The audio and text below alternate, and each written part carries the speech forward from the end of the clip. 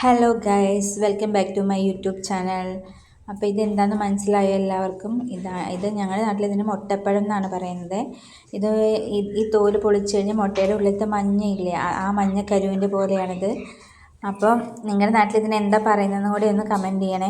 അപ്പോൾ നമ്മൾ അതിൻ്റെ മൂത്ത കുഞ്ഞ് ഇതൊന്നും കഴിക്കില്ല. അപ്പോൾ അവന് ഷെയ്ക്ക് അടിച്ച് കൊടുത്താൽ കുടിക്കുമല്ലോ എന്ന് പറഞ്ഞിട്ട് നല്ല ടേസ്റ്റാണ്. നല്ല പഴുത്താണെങ്കിൽ വെറുതെ നാവിലിങ്ങനെ ഇട്ടാൽ തന്നെ അലിഞ്ഞു പോകണ അത്രയ്ക്ക് ടേസ്റ്റുള്ള നല്ല സോഫ്റ്റായൊരു ഫ്രൂട്ടാണ്.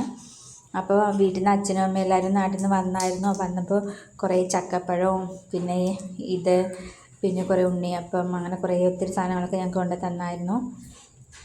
അപ്പോൾ അങ്ങനെയുള്ളതാണ്. അവിടെ ഉണ്ടായിട്ട് ഞങ്ങൾക്ക് മാത്രം കിട്ടിയിട്ടില്ലായിരുന്നു. അപ്പോൾ അവർ ആ വിഷമം തീർക്കാൻ ഒത്തിരി കൊണ്ട് തന്നായിരുന്നേ.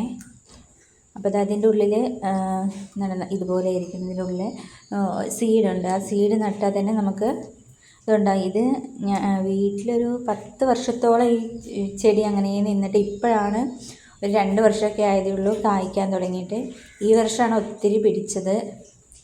നല്ല ടേസ്റ്റാണ്. പക്ഷെ മൂത്ത മോൻ അങ്ങനെ എല്ലാ ഫ്രൂട്ട്സൊന്നും കഴിക്കില്ല. അപ്പോൾ ഞങ്ങൾ അവന് കഴിക്കാൻ വേണ്ടി ഇതുപോലെ വല്ല ഷെയ്ക്കോ അങ്ങനെ എന്തെങ്കിലുമൊക്കെ അടിച്ചു കൊടുക്കുകയോ ചെയ്യാം. അപ്പോൾ ഇതിന് ചെറിയൊരു കയ്പ്പ് പോലെയാണ്. കയ്പ്പ് നല്ല ചെറിയൊരു എന്തോ ഒരു ടേസ്റ്റ് വ്യത്യാസമുണ്ട്. അപ്പോൾ അവൻ അതുകൊണ്ടാണെന്ന് അറിയില്ല, അവൻ കഴിക്കുന്നില്ല. അപ്പോൾ നമുക്കിന്ന് ഷെയ്ക്ക് അടിച്ച് കൊടുക്കാമെന്ന് പറഞ്ഞിട്ട് ഇതാണ് അതിൻ്റെ സീഡ്. ഈ ഒരു വിത്ത് നമുക്ക് ഒരെണ്ണം ഇത് കിളിച്ച പോലെ ആയിട്ടുണ്ട്. അപ്പോൾ ഇത് ഒരെണ്ണം നട്ടാൽ തന്നെ നമുക്ക് ഇതുപോലെ നമ്മുടെ വീട്ടിൽ തന്നെ ഒരു വളങ്ങളും ചേർക്കാതെ നല്ല ഫ്രൂട്ട്സൊക്കെ നമുക്ക് കഴിച്ചോടെ. അപ്പോൾ അതിങ്ങനെ കത്തി വെച്ച് അരിയേണ്ട ആവശ്യമൊന്നുമില്ലേ, കൈ വെച്ച് ഇങ്ങനെ പൊട്ടിച്ചാൽ തന്നെ പൊട്ടും. അത്രയ്ക്ക് സോഫ്റ്റാണ്. അതെല്ലാം റെഡിയാക്കി എടുത്തു. ഷെയ്ക്ക് അടിക്കാൻ പിന്നെ എല്ലാവർക്കും അറിയാം. ഞാൻ ആദ്യം പഞ്ചസാര ഏലക്കയും കൂടി ഒന്ന് മിക്സ് ചെയ്തു. അതൊന്ന് മിക്സിക്കകത്തിട്ട് അടിച്ചു. പിന്നെ ഈ മുട്ടപ്പഴം കൂടി അതിലോട്ട് ആഡ് ചെയ്യുന്നുണ്ട്. പിന്നെ വീണ്ടും 1-2 പൊളിക്കാനുണ്ട്. അപ്പോൾ അത് വിച്ചുക്കുട്ടിനെ എന്നെ സഹായിക്കുന്നുണ്ട് അതിൻ്റെ തോല് കളയാനൊക്കെ.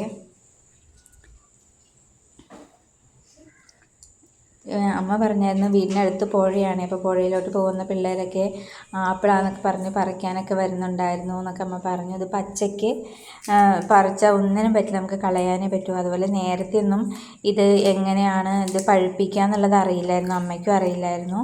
അപ്പോൾ നമുക്ക് ഷെയ്ക്കിലോട്ട് കുറച്ച് പാലൊഴിച്ചു. പിന്നെ ഇനി കുറച്ച് വെള്ളം കൂടി ചേർക്കുന്നുണ്ട്. ഒരുപാട് കട്ടിക്കായ ഇവന്മാർ കുടിക്കില്ല.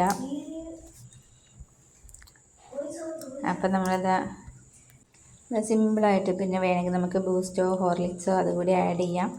അപ്പോൾ ഇത്രയേ ഉള്ളൂ ഇന്നത്തെ ചെറിയൊരു വീഡിയോ. എല്ലാവരും ലൈക്കും സബ്സ്ക്രൈബും ചെയ്ത് സപ്പോർട്ട് ചെയ്യണേ.